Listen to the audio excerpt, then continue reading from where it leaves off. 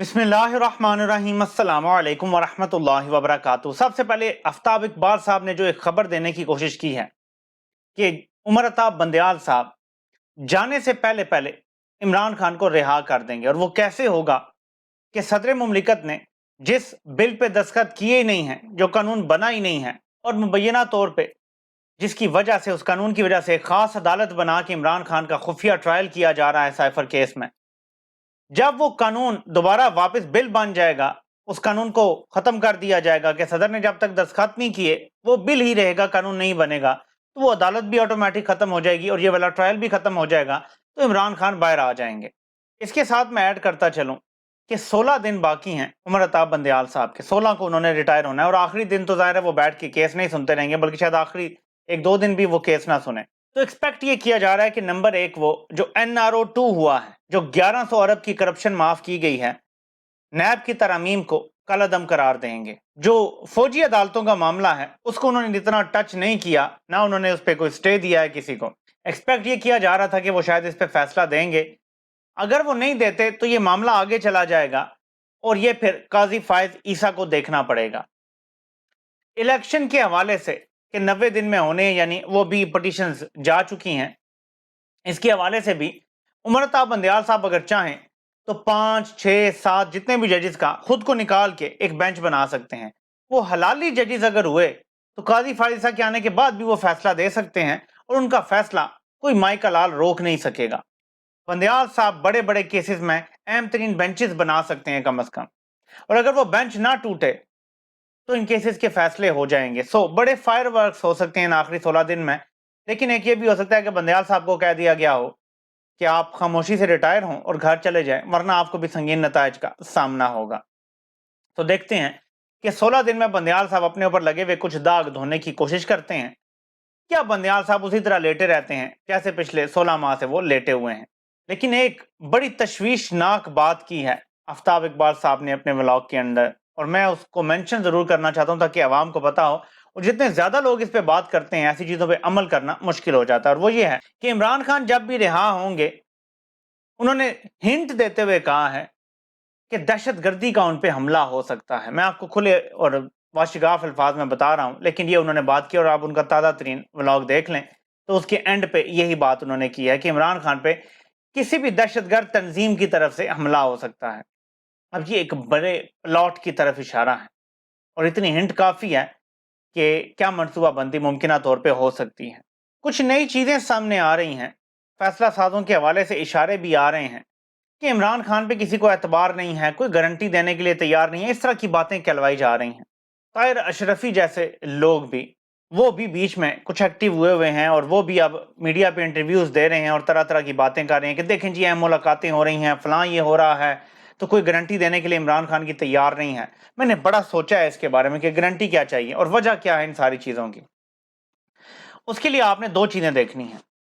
Dollar देखें, ये open market में आज 328 रुपए का बिक रहा था, लेकिन एक्चुअली किसी को मिल नहीं रहा, ये 340 पे पहुंच चुका है।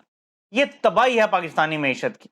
इसके बाद स्टॉक मार्केट आज क्रैश कर गई, और मैं पिछली वीडियो में आपको बता चुका हूं। लेकिन ये जरा देखें कि इमरान खान मईशत कहां छोड़ के गए थे। 6.1% पे जीडीपी बढ़ रहा था, अब 0.5% है, माइनस। वो भी एग्रीकल्चर की ग्रोथ थी 4.27, अब 1.55 रह गई है। जो क्रॉप्स हमारी हुई थी वो 8.19 की रफ्तार से बढ़ी थी, अब -2.5 है। जो हमारी मैन्युफैक्चरिंग थी वो 11.8% से बढ़ रही थी, अब वो मनफी तकरीबन 10% पे चली गई है।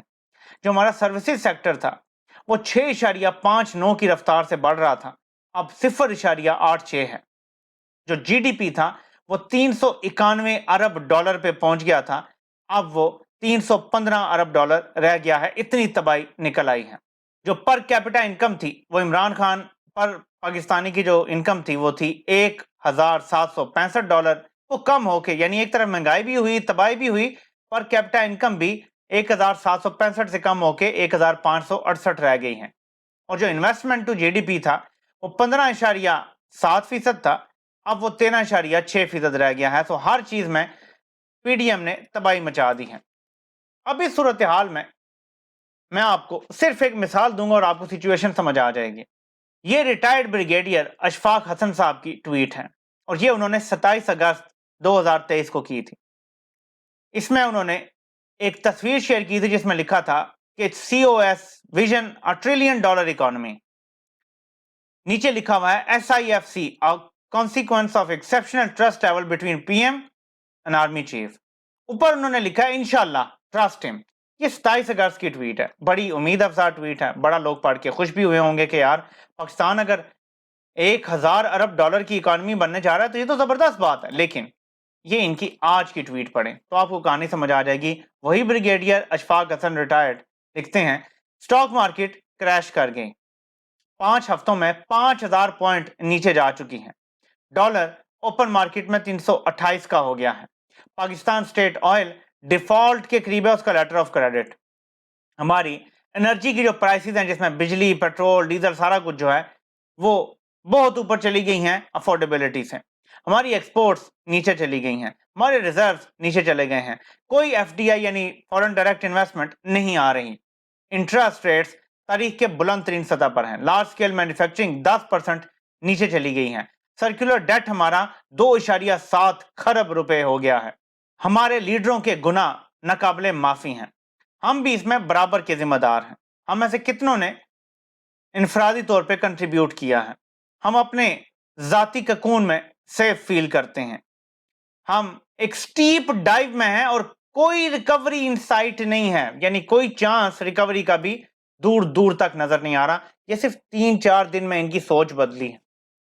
حالات نے ایسا ٹرن لیا ہے کہ ان کو سمجھ نہیں آ رہا, کسی کو بھی نہیں سمجھ آ رہا کہ کیا کیا جائے. اور اس لیے اب دوبارہ سے یہ خبریں آ رہی ہیں اور میں نے جو اس سچویشن کا ایک نتیجہ اخذ کیا ہے ڈاٹس کنیکٹ کر کے وہ یہ ہے کہ یا ساری زندگی جیل میں سڑو گے, یہ عمران خان کو پیغام ہے, یا پھر ایک صورت میں باہر آ سکتی ہے, وہ الیکشن ہو سکتے ہیں اور سارا کچھ.